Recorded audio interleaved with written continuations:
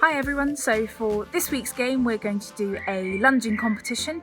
You can do this both against yourself by measuring or marking out the distance, or you could set up a competition against family in your household, or if you're recording distances accurately you could send those on to your friends as a challenge, obviously making sure that you're staying within your own homes when you do that. So all you need to find in your house is a line that you can stand in on guard behind. I'm actually going to use my garden. I've got a convenient chessboard that I can use. You're going to find two markers. You've got a start marker and a finish marker, and the aim here is to see how far you can get your lunge whilst maintaining really good technique that you have been learning. So I have got here a nice white start marker, so I'm going to put it by the line that I'm going to use as my starting line.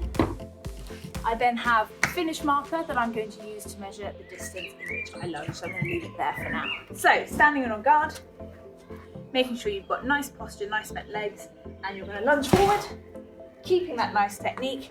And then what you're going to do is with your marker, mark out by your foot how far you've gone, make sure you've got a good recovery, and then you're going to go again and see if you can beat your marker. So back at my start marker.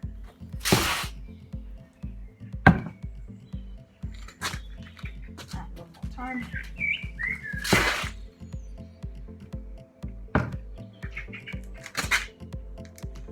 Next option for you to do is to complicate the action before you start lunging. So instead of starting in on guard, what you're going to do is either take a step forward, a step back, or you could even do a duck if you really want to challenge your legs. So I'm going to demonstrate those all now.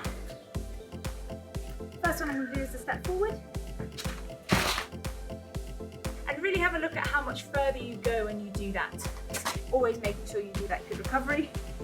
Equally, how does your lunging distance change if you take a step back and then lunge? Finally, the really challenging one, you start in a squat. How far do you go from there? Okay, so to summarise, level 1 is just going to be lunging from and on guard. Level 2 is taking that step forward and then lunging. Level 3 is taking a step back and then lunging from your step back. And level 4 is starting in that squatted or duck position and seeing how far you can get your lunge from there.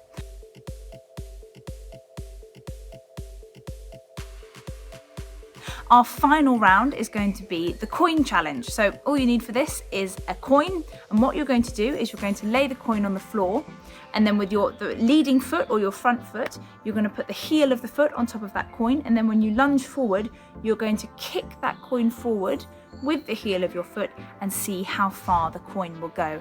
Again, what you want to do is either use a measuring tape, markers, or you can start a competition with members of your family. So I'm going to go and demonstrate that now. So I've got my coin here. I think it's a Japanese 500 yen piece. What I'm going to do is put it on the floor. I've chosen a wooden surface because that's quite slippy. You could also use a tiled surface. What the slippy surface will do is it will help move this coin along the floor so you can get further with your lunge. What you need to make sure of is that you are therefore wearing very good shoes, either sort of grippy trainers or other shoes with a really good grip on them. Ideally, actually, you want something with a flat sole, because what that will do is it'll help secure a really good grip between the floor and the coin itself. So I'm going to put my coin on the floor and line up the heel of my front foot on top of the coin, standing in on guard, making sure I've got good grip and I'm nice and balanced, and then I'm going to do my lunge as before and see how far I can push the coin.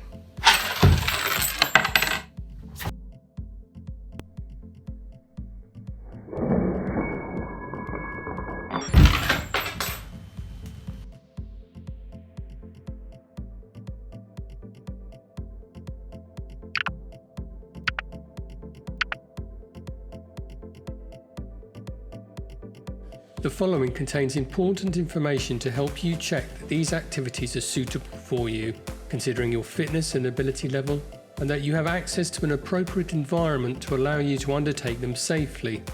All activities are undertaken at the participant's risk. Only undertake activities that are suitable for your level of ability, health and fitness. Do not participate in these activities if you have any injuries. Ensure that you remember to work within your ability and physical limits. Listen to your body and keep hydrated. Make sure you have undertaken an appropriate warm-up. If you're taking part in any of the creative activities and need to use sharp objects such as scissors and cutting implements, Ensure that you have an adult present to supervise.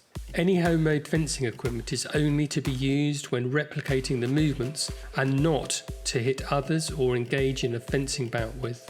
Finally, ensure that you follow all government advice around COVID-19 and social distancing.